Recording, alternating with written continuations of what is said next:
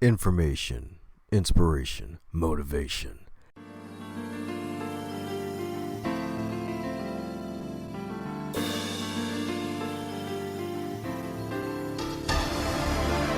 You are now listening to the Going North podcast, where you'll receive tips and techniques to advance yourself. I'm your host, Dom Brightman, and every week we're going to be hearing from an author who's going to share their expertise to help you charge forward in life. Now let's get on with the show.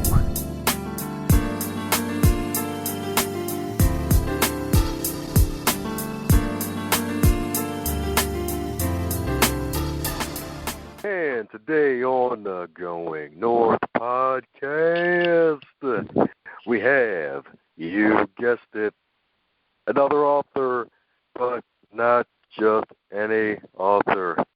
This podcast has been drawing some great, inspiring people from all over the world, and this guest right here is a powerhouse. Let me tell you a bit about her. This wonderful lady has recently published a 3-part children's book series.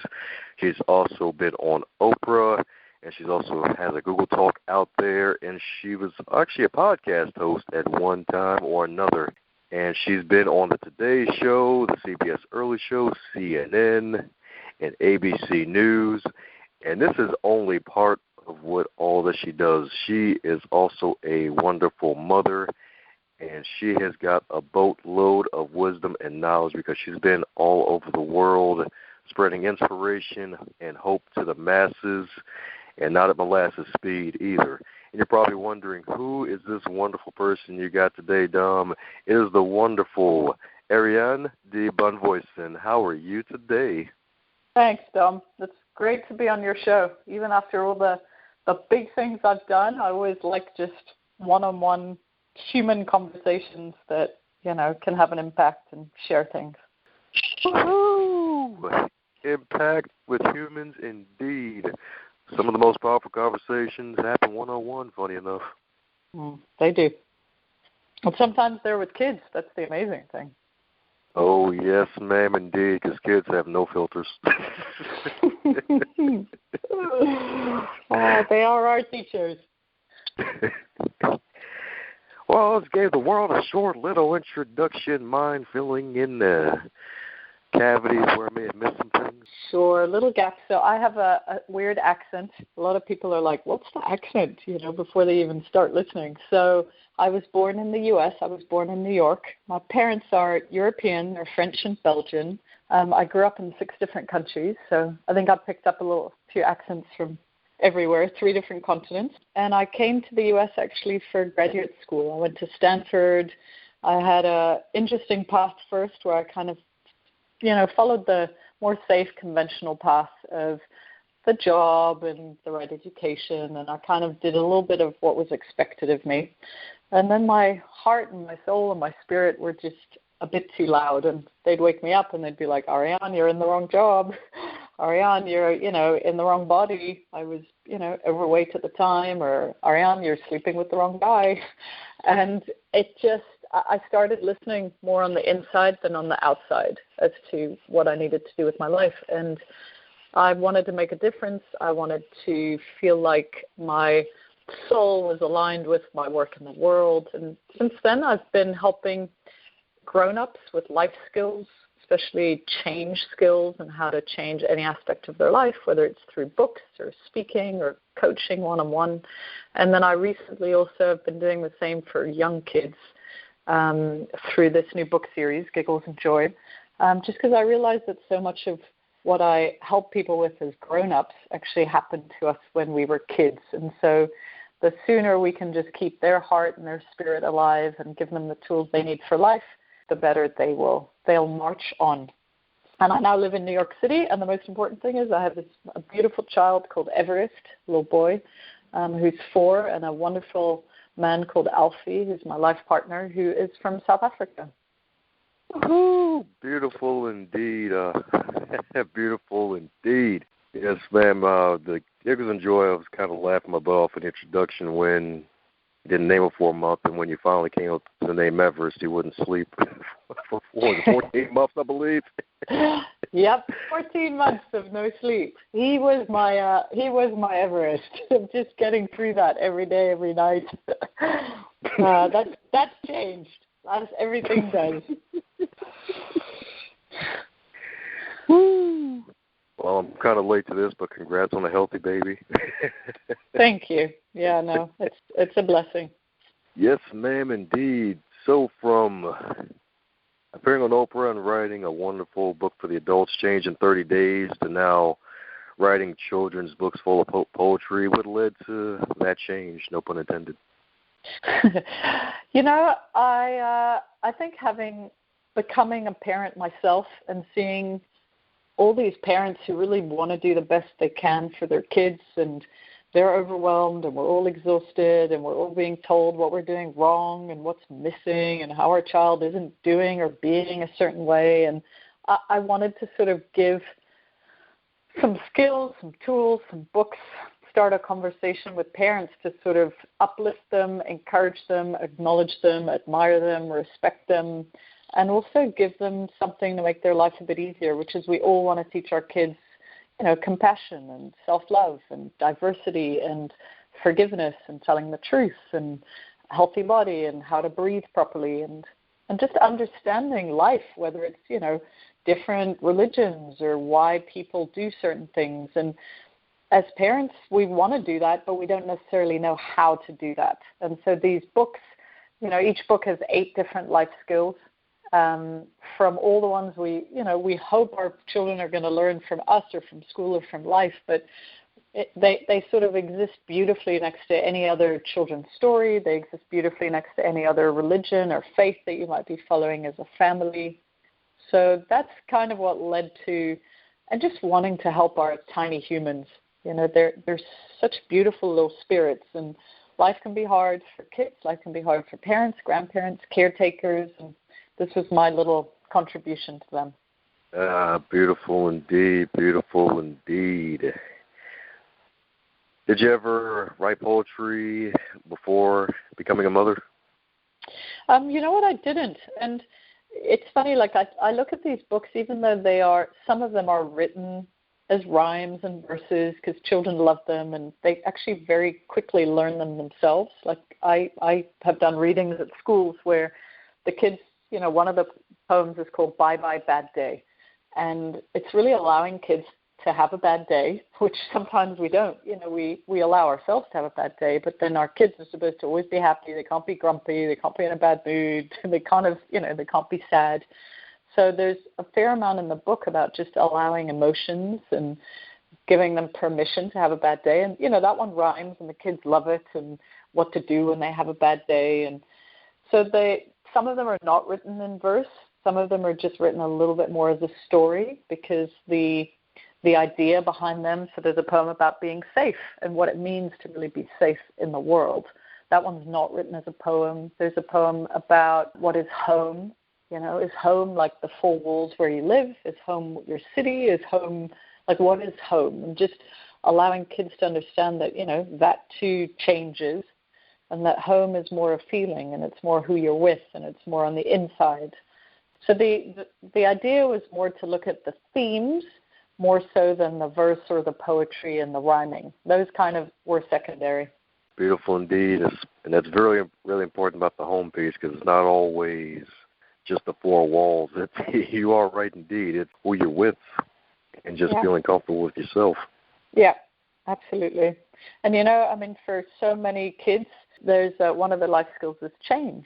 And kids go through so much change, not just themselves, but their home environment and their parents' relationship and a grandparent that dies, new siblings. And those are the kind of skills that I wanted to assist anyone who has the privilege of taking care of a young child with, because we know they're going to go through it. We hope they're going to be strong and resilient and we'll help them along. But sometimes pre-framing some of those things before they happen, not only does it help grown-ups, but it helps kids to have a sense and to know and to also know how to deal and cope. Amen to that indeed.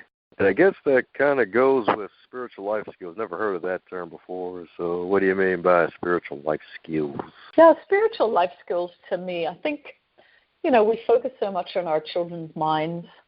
Some parents also focus on their bodies and keeping their children as healthy as they can. But in the perfect trifecta, mind, body, spirit, there isn't enough of a conversation about what it means to really nurture a child's spirit. We talk about love, of course, but to me, the child's spirit is the most urgent of needs to be seen and acknowledged, and to make sure that we're not only educating their minds at school. And to me, that's everything from love to optimism to humor to self-love to self-forgiveness. So the spiritual part is more a little bit of what I feel is a forgotten piece. As I said earlier, they do coexist next to all religions. I've read them at all different types of schools, and there's nothing that goes against any. It really is what is universal across, I'd say, all parents, what all parents would want their children to come out with. So the 3 wonderful books, is there going to be a 4th one? Well, there's 3 now. The first one is Giggles and Joy. The second is You Are Loved. And the third is Being You. So there are 24 life skills in total. They're available separately if you just want to try one. They're available as a gift set, whether it's for yourself, your child, and I say this, your godchildren, your nieces, your nephews, any kid that you know. They really do make for a wonderful gift. I have had parents already ask me, not for a 4th book, but for me to cover different themes. One of them, for example, is jealousy. Another one is materialism, and how kids really feel now that what matters is having stuff. Comparison, kids are very quick to compare. So I've already got my bucket of the next book that will come out. These books are pretty recent. We only released them in April of this year. So I really want to nurture these and help spread the word and help parents, grandparents, even teachers find them and hopefully, get them to the right people. So the 4th is probably not until at least a year away. There you go. That's right. Nurture what you have now, and heck, even for the grown-ups, you can probably put on a propeller hat and read them by yourself too, right? Sure. I've had a lot of grown-ups tell me sometimes they think I wrote these books for them. Because we too, grown-ups, we don't feel safe, or we don't have self-love, or we are not okay with having a bad day or being sad. So I've definitely had some grown-ups share with me their emotional moments of reading this and realizing that, it's the parents that need these skills first for them to be in integrity and be able to stand for them and model that behavior for their children. So yeah, it's sort of co-reading, co-partnering in this journey. Very true and beautiful indeed, and it really does start at home with the parents because they're so beaten down by life, most of them with the whole 9 to 5 and then, well, really 8 to 6, and then coming home trying to prepare dinner if they don't eat out from just being tired, and then just trying to be the best parent that they can be for their children. So yeah, and not to mention no time to read a 300-page book either. So it's like, yeah, this will be actually perfect for the grown-ups too. Yeah, one of the things I tell to grown-ups is you let your child pick one of them just based on the images. They're all illustrated. They're very colorful. They're really done for children. The age group I'd say is about 2 to 7. I've had people buy it for much younger kids just because they like the imagery. But it's funny and humorous imagery while the content is meaningful and can be quite deep. And I tell parents, either let the child choose or you choose one theme in the book, and that's what you work with for the week. So if it's, kindness towards self and others, whether it's telling the truth, whether it's taking a deep breath, and at every opportunity you have during the day, during the week, at night, that's just the only one you do. So there's sort of you can use it as an exercise as well. But, these books they're short books. They're quick. Anyone can read them. I've had older siblings, 7, 8-year-olds read them to their younger siblings, and you put them in a position of being a teacher and a helper, and they love that. It creates great connections between siblings. That's a beautiful thing, and heck, even the older sibling might get a little desk, and then the parent might put an apple on the desk just for the fun of it. Yes. And it's a beautiful thing with 24 different life skills and one skill a week. That's 24 weeks of extra teaching, too, for the kids to get inside of their mind, so that way they can actually have that beautiful foundation to keep going forward. Yeah. I've given books away to schools and teachers, who can't afford them. And the kids and the teachers, that's exactly what they do. There's like a theme for the week. They read the poem. The kids can look at the poem by themselves, over rest time. But there's a container there. They know that that's, and the amazing thing is life will bring up circumstances to sort of bring up that particular life skill so that the kids can practice. And Dom, just going back to what you said about parents, like parents, we need to just sort of simplify things for parents. Sometimes reading like a book is exhausting, and here it's like 2 pages. There's a lot here. There's a lot to discuss. You can ask questions. It also becomes a conversational starter for you and your child, where you're reading something and you can say, well, when was the last time you were sad? Or what made you mad today? And it's sort of, it allows you to really understand your child's inner nature much more than just asking them externally what happened at school or what happened in the playground. Yeah, it's true. And plus, kids don't forget anything either. Yeah, absolutely. And, kids are not naturally chatty when it comes to what's going on inside. So, parents sometimes struggle to sort of go, I don't know, my kid's not talking, or my kid's sad, or my kid's, doing this or this behavior. And these are a tool to sort of, start opening up what is going on inside your child's spirit. What's going on inside of their heart? What are they trying to find words to express that they might not have yet? I guess that kind of brings up one question is what life skill you think that a lot of parents are ignoring these days? Yeah, I like that question. It varies depending on like who I've been around and what I've seen. One that I feel is very important is what I call helping children have a kind mind towards themselves. I feel a lot of parents are very focused on their kids being kind and raising a kind boy or girl, and kindness is towards your granny or, the postman or your friend at school. And there's not enough to really help children be kind towards themselves. And kids start being mean towards themselves much sooner than you think. They don't score a goal, they're now a terrible person. They can't spell their name, or they got the S backwards and now they can't write. And I really, and we become that as adults. We're not kind towards ourselves. We're very kind as people in the world, but boy, can we be mean, self-critical, beating ourselves up, and that starts very, very young. So I try and help parents, teachers to sort of notice when that's happening and to realize that the conversations around kindness must absolutely include yourself. And if you say something mean to yourself, just like you would forgive, you would say sorry to your friend for saying something or doing something unkind, you need to do that for yourself. We have a tool here where if I hear it, and sometimes you won't hear it, sometimes it just happens in their mind. You can look at it and see it happening, is to just use the word cancel. And again, I as the mother or, as the caretaker need to embody that so that they don't hear me saying, I'm fat or I'm ugly or I'm old or I'm not good enough or, I can't do that. Or again, it starts with what they're hearing around them. So yeah, I would say having a kind mind and self-kindness and self-forgiveness. We always talk about that towards others. Beautiful indeed, beautiful indeed. It's something that we sometimes forget with the hustle and bustle of life when you're always go, go, go, and then you forget to hold the door for someone behind you. Yeah. Yep, absolutely. Or, as moms, all we're doing is taking care of our kids, and we forget to have a glass of water, or we forget to eat ourselves. We pack snacks for a whole day for our kids, and we haven't packed a single thing for us. That's what I mean by self-kindness. Like, you need to put yourself on the list of all the skills and tools that you want to sort of feel and embody. Very true indeed. And since you mentioned packing, I heard that you spent time as a TED resident. So what was that like? Because I never even heard of that.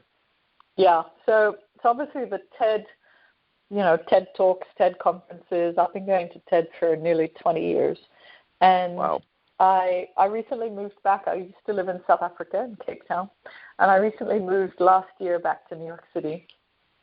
And I heard about the fact that they take in entrepreneurs for a period of 3 to 4 months, 20 of us from all around the world that have an idea that we want to research or incubate or brainstorm with other smart people on. And we are all in the headquarters at TED that are in New York City. And we also have an opportunity to do a TED Talk. So I did a TED Talk. It's not out yet. It'll be out in October of 2018. And it was about life skills that we are forgetting to teach our young kids. TED Talks are short, so I focused on 3 specific life skills. And, very excited to share that. And really, the whole idea I researched was how do you use media, whether it's television, whether it's radio, whether it's, online games, to also teach them life skills where, we have lots of programs that teach them the STEM classes and the maths and the reading and the writing and there isn't a program online where you can, if you have to sit your kid in front of a program for 10, 20, 30 minutes, that teaches them gratitude or that teaches them, self-kindness. So I wanted to sort of push myself and look at what was out there and also what I might be able to create in addition to this Giggles and Joy book series. So it sounds like you're all about life skills, giving folks that utility belt of life.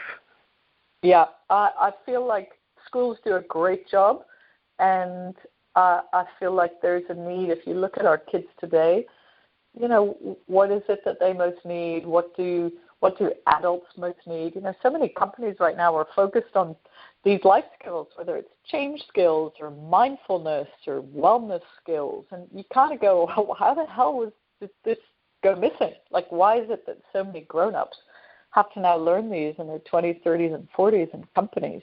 And I feel the world is sort of ready to raise our little people, a little bit more with a holistic view as opposed to just a mental view of education. That's right. And I believe you're working towards that with your Mindful 365 app, right? Yeah, so the Mindful 365 is obviously for grown-ups. It's on iTunes and the Android store. And that really was a lot of people I was coaching one-on-one. They were like, how do I do something on a daily basis? Because loving yourself and training your mind and making small decisions, it's sort of a day-by-day thing over and over, and it's training your brain and it's creating new habits. And I created an app that is a year of really the best content that I have in like paragraph form. So it's a small paragraph at a time. It's an idea. It could be a question for the day. It could be something I ask you to do for yourself or someone else. But it's a lovely tool. We've had a lot of people download it, people who are just committed to learning and growing and don't have the time to read 300-page self-help books and don't have the time to do, 2 hours of yoga or meditation or go on a retreat.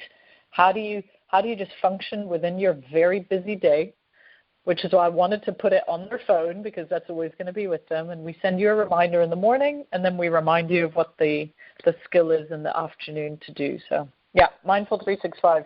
It's one of my favorite little things that I've created. Beautiful indeed. So any advice for those who are looking to have an app similar to that for maybe whatever the business is, maybe be it for health and wellness or something along those lines? To create an app or? Well, I guess to create and promote it, I guess. It was an interesting thing. My husband and I created this app together. I did the content, and I was very committed no matter what, even though I've never built an app in my life, to just find developers and find a designer and figure out how to upload it. And, that's the life of an entrepreneur. Like, I've never done it before. It was the first time. We made lots of mistakes. We got into bed with the wrong people. We changed people. And I think the biggest thing is to just know that even the most sexy, glamorous apps that show up in front of you, they went through lots and lots of mistakes, iterations, losing money, trying again, wanting to give up. And the ones that make it are just the ones that just know that that's part of the process. So if you're in that, I would say, if you're really passionate about the content and what it is it wants to do and deliver, definitely keep going. Always ask for help.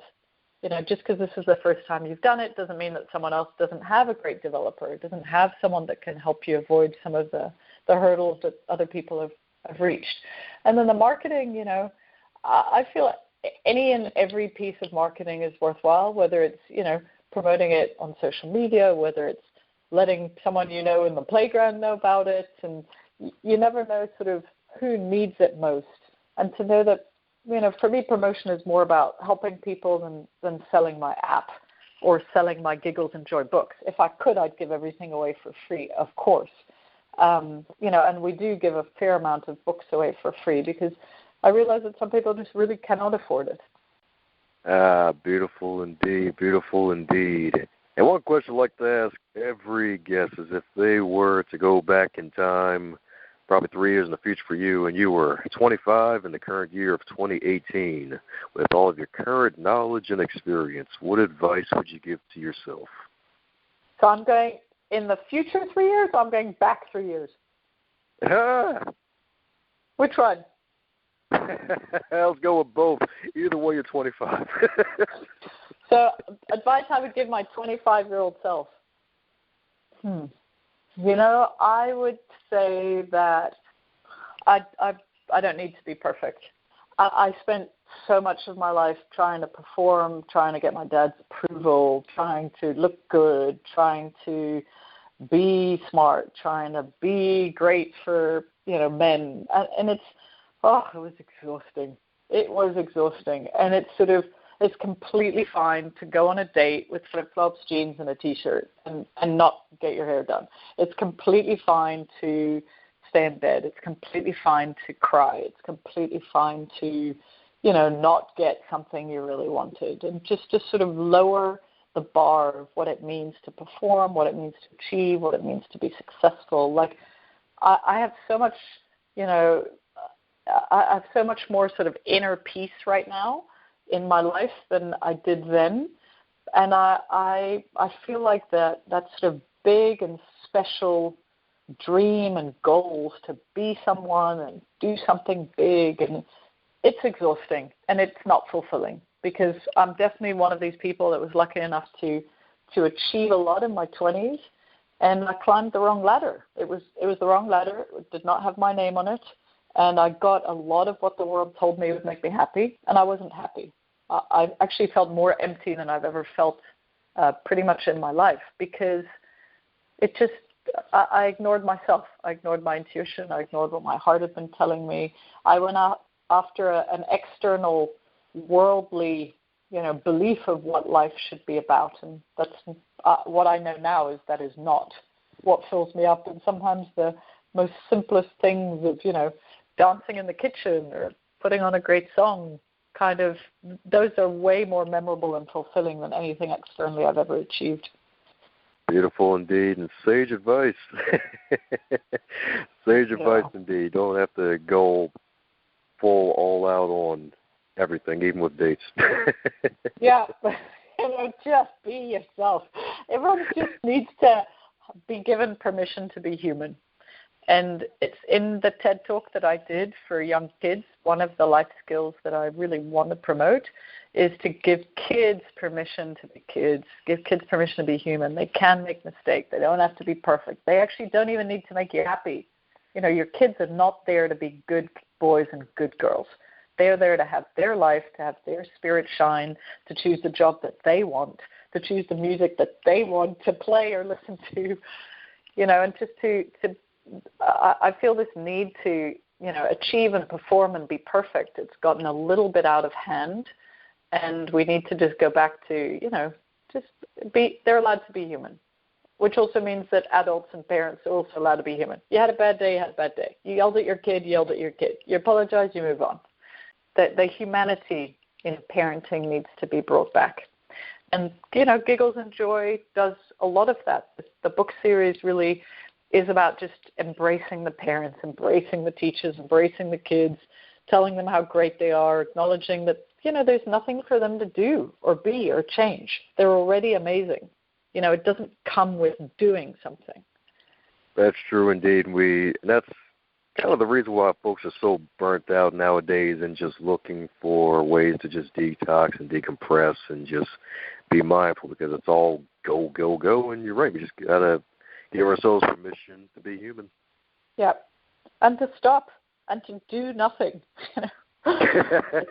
Do nothing. What a concept. Well, yep, I did nothing today, absolutely nothing, and I'm proud of it. Yeah, and to celebrate it, and to not overschedule our kids, and to not feel we need to do one more thing with them. Our kids are going to be fine, really. And we need to also allow ourselves to kind of just stop and pause and breathe and take a deep breath. And so much happens in the stopping. We think nothing happens when we stop. That's when we feel. That's when we listen to our intuition. That's when we connect with other people. That's when, things are happening when we do nothing.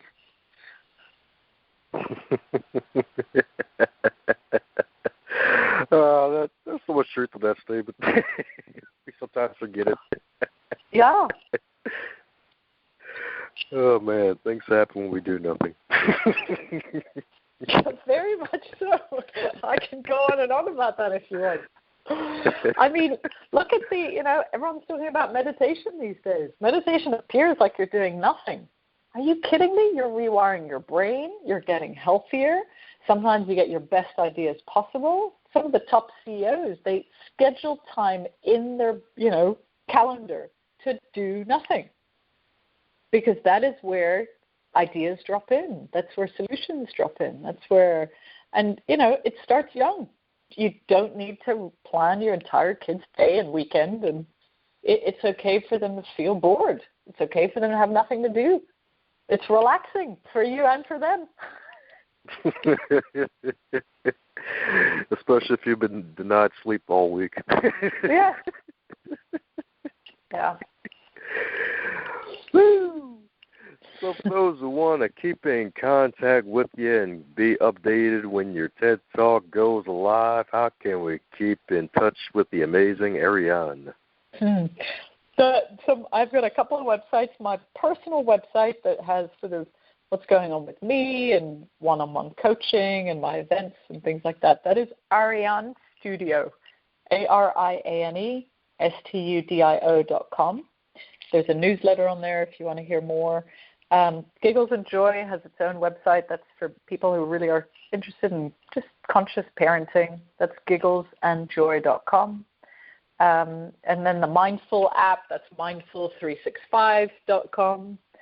And I'm obviously on social media as well. So lots of ways for us to connect. I try my best to answer questions if someone emails me, with something personal going on. So I'm here to help. Well, there you have it, folks. This podcast has been up for about a good year now and is drawing some of the best and brightest in the world, especially TED Talk speakers. This makes the fifth one, but the first actual TED stage speaker, and this is amazing indeed. So go on ahead and pick up 9 copies of each of her books. Heck, even the first 30 days book, listen to the book on audio, and Ariane's reading her own book. So you might want to pick that up too if you want to keep hearing that angelic voice while you're on your morning commute. Sounds good, Don. It's such a pleasure to talk to you. Thanks for the questions and the opportunity to share. Oh, yes, man, because sharing is caring indeed, especially if her name's Karen. Thanks for what you do. Hey there, buddy. Looks like you made it to the end of this episode. Since you made it to the end of this episode, do both of us a favor and stop being greedy. Stop it right now and share this episode with your friends and your fellow podcast lovers, especially those who have book clubs and want to listen to the authors who write some amazing books. Be sure to check out the rest of the backlog too while you're at it and share all those too.